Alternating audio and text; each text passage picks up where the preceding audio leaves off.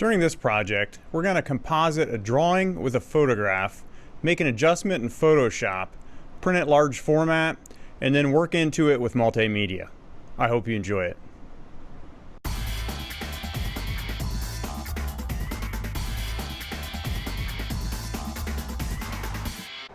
In this case, we want a good photograph of a drawing, a painting, or other piece of artwork that we can add either a photo or another sketch to, composite in Photoshop, and then print to add Multimedia to.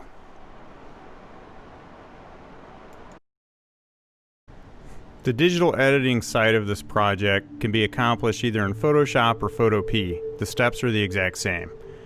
We'll start with a photograph of the drawing, painting, or design that we're going to add the adjustment to. In this case, we'll be swapping out the hand in the drawing with a photograph of a hand that's much more realistic.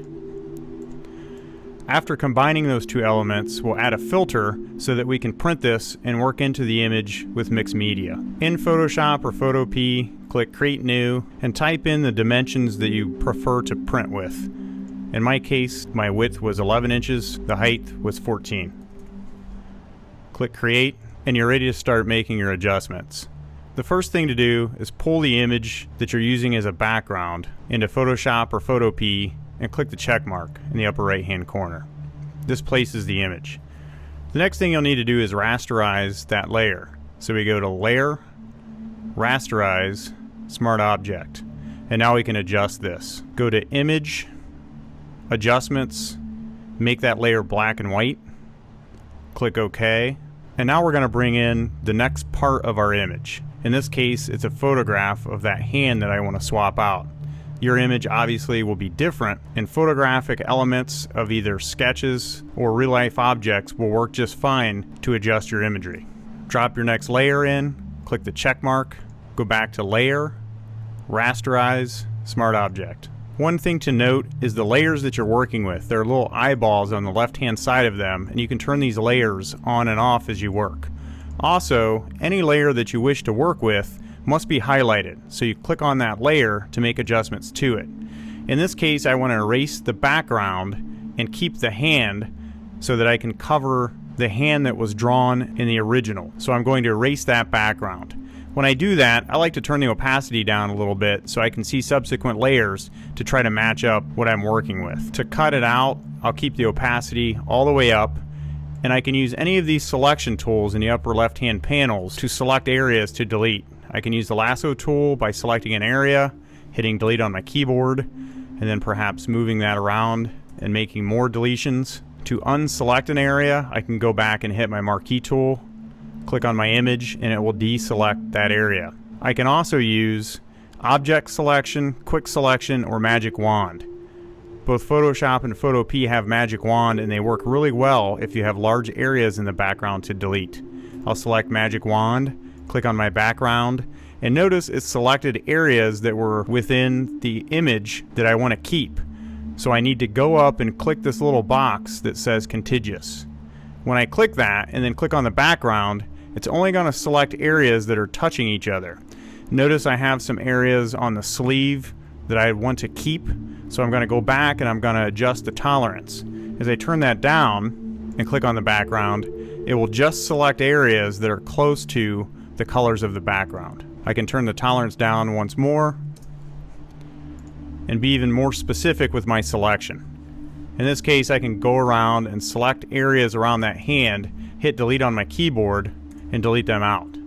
There's also quick selection tools and object selection tools, and you can mess around with those at your leisure to see which works best for you. Notice as I'm selecting big areas, there are some areas in the background that are being left over. These little areas that are left over, or artifacts, can be cleaned up real simply by going down to the eraser tool and erasing those directly with that eraser tool. Now that I have my hand roughly cut out, I'll go ahead and turn on my next layer, my background image, and I'm going to try to adjust this hand to match the hand that was drawn and overlay it. So I'll go back to my hand layer, go up to Edit, go down to Transform, and all of your transformations are here. We can flip this horizontal or vertical, rotate it, warp it, and adjust it so that it fits the hand that was drawn in the picture plane. So I'm going to flip vertical, use my move tool, and match up a general area to start working with. Notice there's a bounding box around this layer as I make that adjustment. I can grab handles and make this larger or smaller and move it around in space. When I'm happy with a general area to work with, I can click this little check mark and place my adjustment. Now I'm going to go back to Edit, Transform. I'm going to use the Warp tool. The Warp tool allows me to push and pull pixels around in the picture plane so that I can match this up to a little bit more exacting space. It'll look a little bit more realistic, as if that hand is actually in my picture plane. When I'm happy with my warp adjustment, I can click the check mark, and now I can go down and make that hand layer black and white. Go to Image, Adjustments, select black and white, click OK, and now I'm going to select both of these layers and I'm going to merge them flat. So I can go to Layer and Flatten Image, or I can merge down or merge visible. Now I have my image merged, it's all together, and it's time to filter this.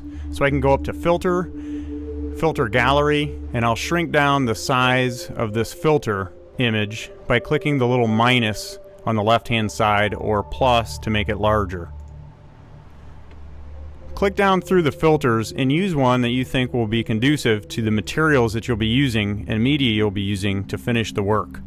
In my case, I'm going to try Photocopy, and I'll print this so that the line work isn't as evident in my final product. I'll be able to cover the background and the rest of the image with watercolor, pen and ink, acrylic paint, Sharpie marker, or any other media that I choose. I'll click OK. I'm going to crop the image down so I can select the area that I want to keep. Go up to Image, Crop, and now I'll save it out to be printed. Go to File, Save As, give it a name, save it as a JPEG on your desktop, and it's ready to be printed. In this case, I'm using an inkjet printer with 60-pound watercolor paper. Now that we have the image printed, it's time to start working with multimedia. I always suggest working general to specific. Start with lightest areas first and work from back to front. We'll start with watercolors and block in some cool colors for our background. That's always a good starting point. Don't worry about detail, just add as much color as you feel you need.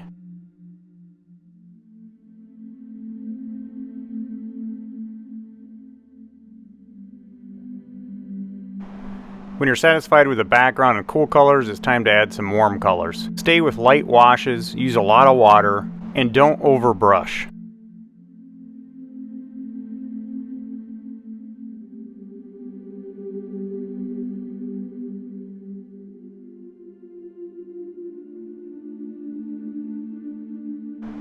After you've worked out general colors with watercolor, it's time to add some detail. I suggest using colored pencil, oil pastel, or even acrylic paint.